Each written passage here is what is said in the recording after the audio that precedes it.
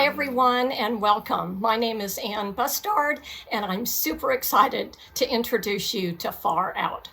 This book is a historical fiction, mystery, sci-fi mashup set in the small town of Totter, Texas, the week before their first annual Come On Down Day, where any and all space aliens are welcome to visit.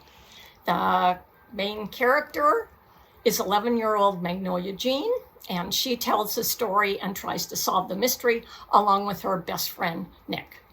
Today, I'll read excerpts from chapter 1 and then share 3 things you wouldn't know about the book unless I told you.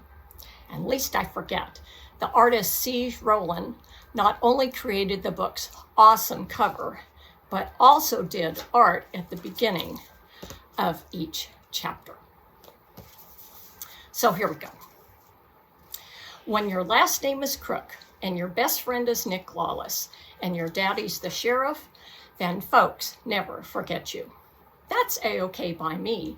I'm proud to be Magnolia Jean Crook from Totter, Texas, especially the Totter part, especially now, because we are fixing to host our first annual Come On Down Day.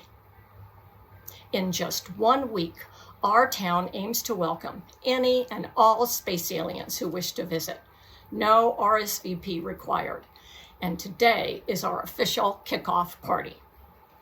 Most Totterarians know about the flying saucer that swooped over Bonham, Texas around 90 years ago, and details of the sightings near Levelland when I was 4.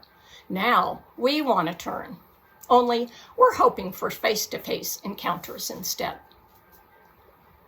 Mr. Harrington, our resident ufologist and current president of TUFU, Totter Unidentified Flying Object Organization, stands on the steps of our town square gazebo. He dabs his bald head and taps the mic. Be quiet. Perfect landing conditions forecast for next Saturday, people, he says, and points to the cloudless, sunshiny November sky. They'll be here. Nick retrieves his drumsticks from his back pocket and hits them together above his head as cheers rocket through the crowd. We'll be ready. Come On Down Day will be the best days of our lives, proclaims Mr. Harrington as he adjusts his bow tie. Normally, I don't cotton to that kind of hyperbole, but anything is possible. Remember, good people, Mr. Harrington continues, purchase a raffle ticket for a chance to tour a spacecraft should the invite from our new friends be extended. What Mr. Harrington doesn't know is that everyone in town agrees he'll be the one to board the outer space vessel. And finally, Mr. Harrington says, I invite you to partake of the punch and cookies under the tent, pose for photos with the display on the lawn, and join the story time beside the live oak. Out of sight, hollers a man waving a blue paper. His entry pass reads 11:30. Chances are that the space rock is why lots of us showed up this morning.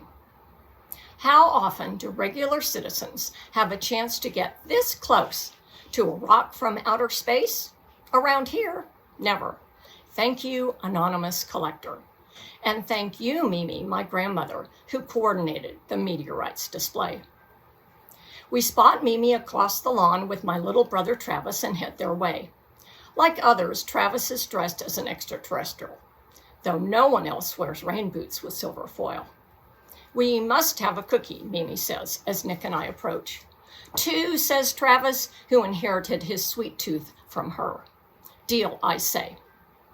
From the line at the bake sale table, we survey the spectacle on the northwest side of the lawn. Under the live oak tree, a flying saucer the size of a plastic baby pool sits atop a tripod taller than Daddy. Wrapped in shiny tin foil, it gleams in the sunlight and at night lights up sparkly bright thanks to strings of twinkly lights circling and dangling from its oval-shaped body. In the grass below, dozens of identical baby dolls with their eyes wide open and their arms extended are frozen in walking positions. It's a mighty fine work of art, says Mimi. Right on, says Nick, pushing his bangs out of his eyes. Mr. and Mrs. Harrington's prize-winning Halloween decorations from this fall live on. I've never ever seen anything quite like that, Mimi adds. My body tenses and I glance at Nick. Maybe he didn't hear her because he's turned to wave his drumsticks at some of our 6th grade classmates. But it used to be in the Harringtons' yard, says Travis. He would remember. We visited their creation every day last month. Oh, of course, she says. How thoughtful of them to share it with us again. Good save, Mimi, I think, and I sort of relax. She's as quick as ever on the cover-up in spite of the constellation of responsibilities on her mind. Cookie time, I say, as we reach the refreshments just as Daddy swoops in. Smile, he says, and snaps a picture and leaves. Mimi asked him to help document Come On Down Day events with his fancy camera. Since it's his day off, he's not in uniform.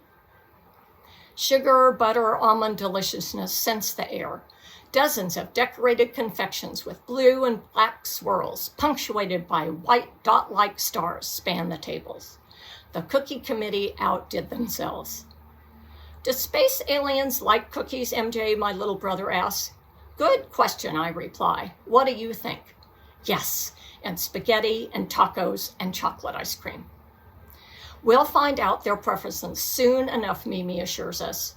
Totter's best cooks will bring samples for our guest next Saturday.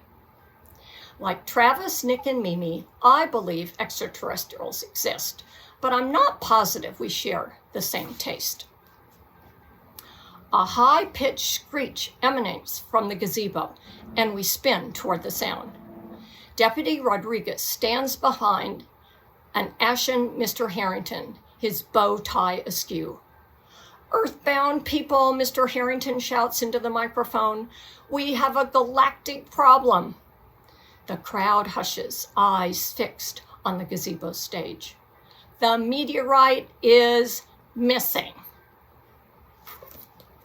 Okay, so here are 3 things about Far Out that you probably wouldn't know.